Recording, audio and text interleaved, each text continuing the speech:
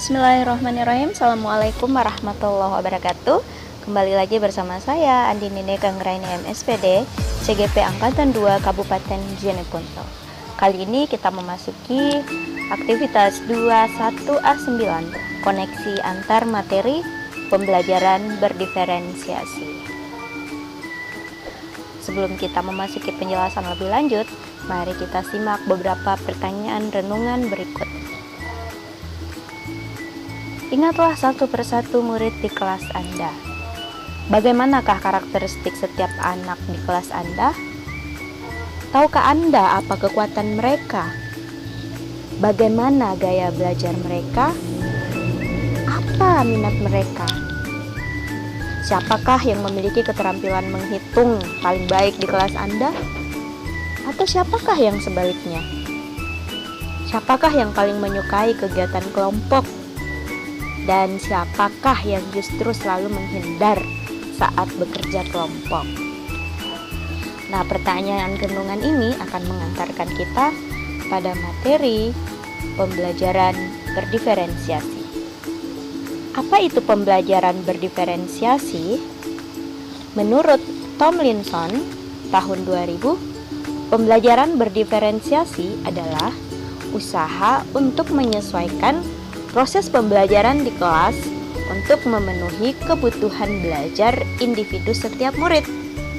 Dengan kata lain, pembelajaran berdiferensiasi adalah serangkaian keputusan masuk akal atau common sense yang dibuat oleh guru yang berorientasi kepada kebutuhan murid.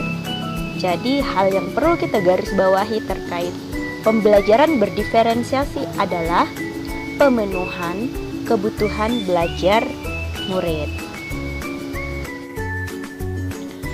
Lalu, bagaimana pembelajaran berdiferensiasi ini dapat kita terapkan dalam kelas? Pertama-tama, kita awali dengan melakukan pemetaan kebutuhan belajar murid. Nah, pemetaan kebutuhan ini dapat kita lakukan melalui 3 aspek. Yang pertama yaitu melakukan pemetaan terhadap kesiapan belajar atau readiness. Jadi untuk mengetahui apakah murid kita memerlukan materi yang sifatnya mendasar atau justru transformatif. Apakah murid kita perlu materi yang sederhana atau justru yang kompleks. Kemudian yang kedua adalah melakukan pemetaan terhadap minat belajar murid. Untuk mengetahui apakah murid kita minatnya ada pada bidang olahraga, atau murid kita minatnya pada bidang kesenian, sains, atau bahasa, dan sebagainya. Yang ketiga adalah melakukan pemetaan kebutuhan belajar berdasarkan profil belajar murid.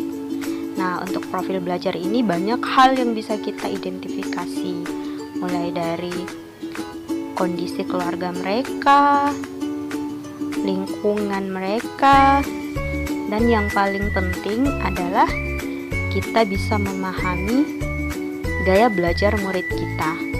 Apakah murid kita lebih cenderung kepada gaya visual, atau mereka lebih cenderung ke gaya auditory, atau justru murid kita lebih cenderung ke gaya belajar kinestetik.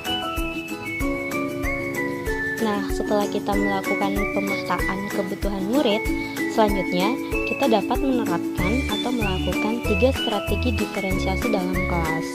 Yang pertama adalah diferensiasi konten, merujuk pada strategi membedakan pengorganisasian dan format penyampaian konten. Atau dengan kata lain, apa yang kita ajarkan kepada murid. Konten dapat dibedakan sebagai tanggapan terhadap tingkat kesiapan, minat, atau profil belajar murid yang berbeda. Nah, Tomlinson memberikan salah satu alat ukur yang disebut dengan de-equalizer untuk mengetahui kesiapan belajar murid kita. Selain itu, diferensiasi konten juga dapat dilakukan dengan memberikan kebebasan murid dalam memilih topik sesuai dengan minat mereka. Dan dan bagaimana murid mampu mengakses materi sesuai dengan gaya belajar mereka. Selanjutnya adalah melakukan diferensiasi proses, merujuk pada strategi membedakan proses yang harus dijalani oleh murid yang dapat memungkinkan mereka untuk berlatih dan memahami isi atau konten materi, atau proses mengacu pada bagaimana murid akan memahami atau memaknai apa informasi atau materi yang dipelajari. Bagaimana memenuhi kebutuhan tersebut? Apakah murid bekerja dengan mandiri atau mereka bekerja secara berkelompok? Siapa yang membutuhkan pertanyaan bantuan dan siapa yang tidak memerlukannya? Selanjutnya adalah melakukan diferensiasi produk, merujuk pada strategi memodifikasi produk hasil belajar murid, hasil latihan, penerapan, dan pengembangan apa yang telah dipelajari. Dengan kata lain, produk berupa tagihan apa yang diharapkan dari murid. Produk itu mencerminkan pemahaman murid dan sesuai dengan tujuannya.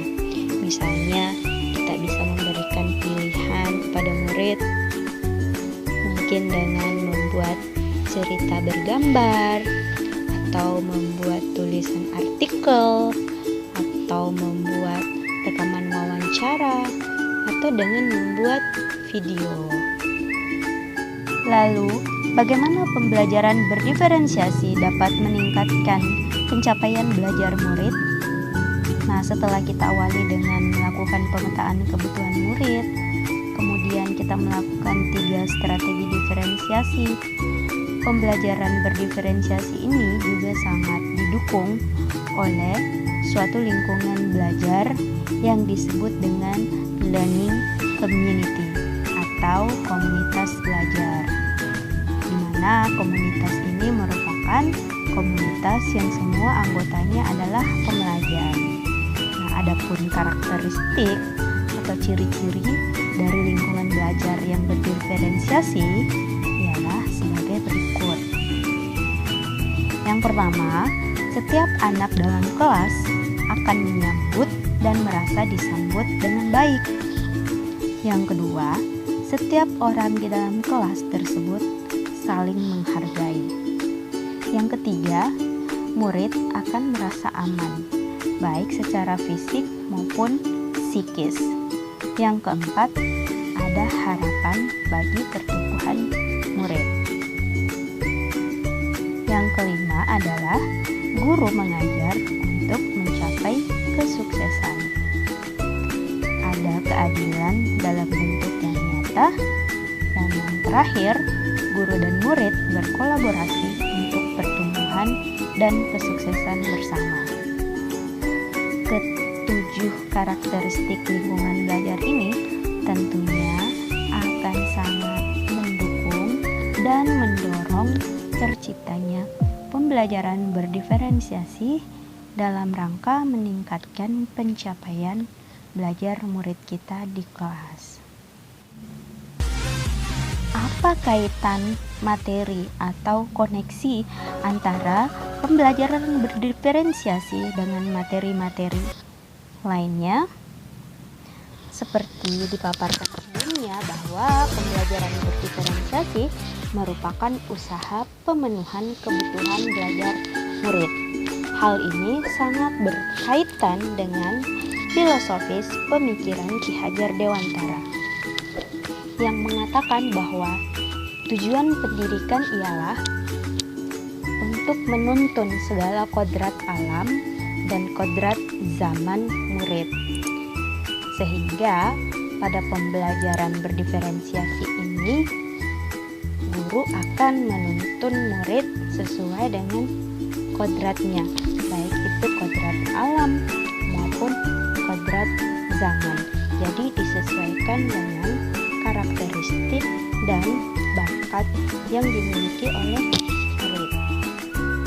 Lalu kaitannya dengan inquiry apresiatif, di mana murid merupakan pendekatan berbasis kekuatan. Kita yakini dan kita percaya bahwa setiap murid memiliki kekuatan positif masing-masing yang perlu dituntun oleh seorang guru. Dan hal ini sangat berkaitan erat dengan nilai dan peran guru penggerak, yaitu menjadi pemimpin pembelajaran yang berpusat kepada murid. Demikianlah kaitan antara materi. Semoga membawa manfaat bagi kita semua. Terima kasih banyak. Mari bergerak, lanjutkan Merdeka Belajar.